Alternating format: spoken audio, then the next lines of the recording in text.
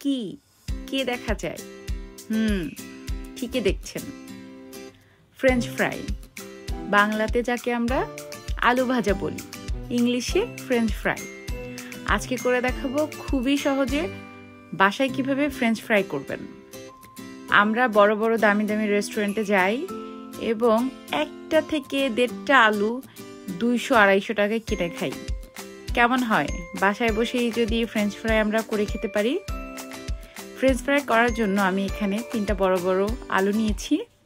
আপনারা মাঝারি সাইজেরও নিতে পারেন। আমার কাছে একবার মাঝারি সাইজের ছিল না, তাই এই 3টাই নিয়ে নিয়েছি। ভালো করে খোসা ছাড়িয়ে এবার আমি এটা কেটে নিচ্ছি। কাটার একটু সিস্টেম আছে, একটু খেয়াল করে দেখুন। আপনারা চাইলে আরও একটু ছোট করে নিতে পারেন, আমি একটু বড় বড়ই রেখেছি। আসসালামু আলাইকুম ভিউয়ার্স, ইটস অ্যান্ড ট্রিটস থেকে ইমা জাহান চলে এসেছি। আজকে ফ্রেঞ্চ ফ্রাইয়ের রেসিপিটা খুব সহজেই করে দেখাবো। দেখতে থাকুন এবং সঙ্গে থাকুন।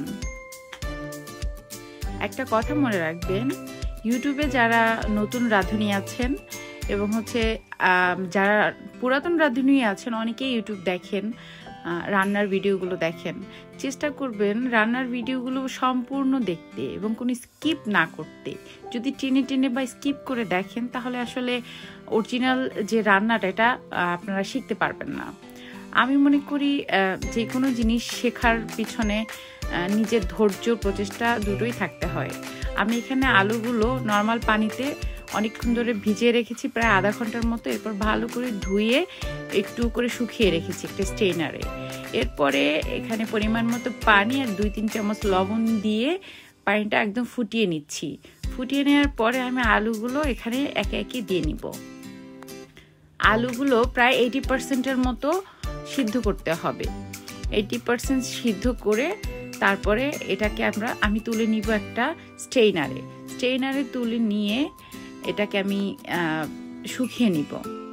2-3টা টিস্যু পেপার সুন্দর করে বিছিয়ে আলুগুলো বিছিয়ে দিব এবং ফ্যানটা ছেড়ে দিব। মনে রাখবেন আলুর গায়ে যেন একটু পানি না থাকে, একদম শুকিয়ে ঠান্ডা করে নিতে হবে। এরপরে চলে যাব আমি ফ্রাই করতে। মনে রাখবেন ফ্রেঞ্চ ফ্রাই সবসময় ডিপ ফ্রাই করতে হয়, এজন্য এখানে তেলের পরিমাণটা একটু বেশি দিতে হয়। আমি এমনভাবে আলুটা দিয়েছি যেন দেওয়ার সাথে সাথে বুদবুদটা উঠে যায়। এই বুদবুদটা ওঠা খুবই জরুরি। অনেক বেশি তেল গরম হলে ফ্রেঞ্চ ফ্রাই দেয়া যাবে না।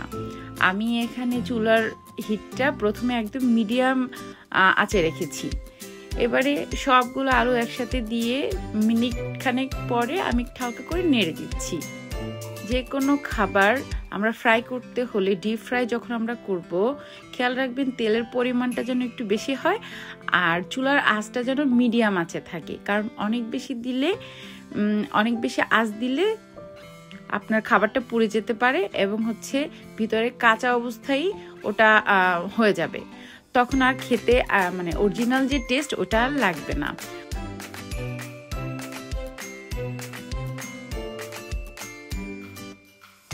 ঘরে বসেই যদি এত মজাদার একটা ফ্রেঞ্চ ফ্রাই আমরা বানিয়ে নিতে পারি খুব সহজে, অল্প খরচে, তাহলে আমরা কেন রেস্টুরেন্টে যাব বলেন?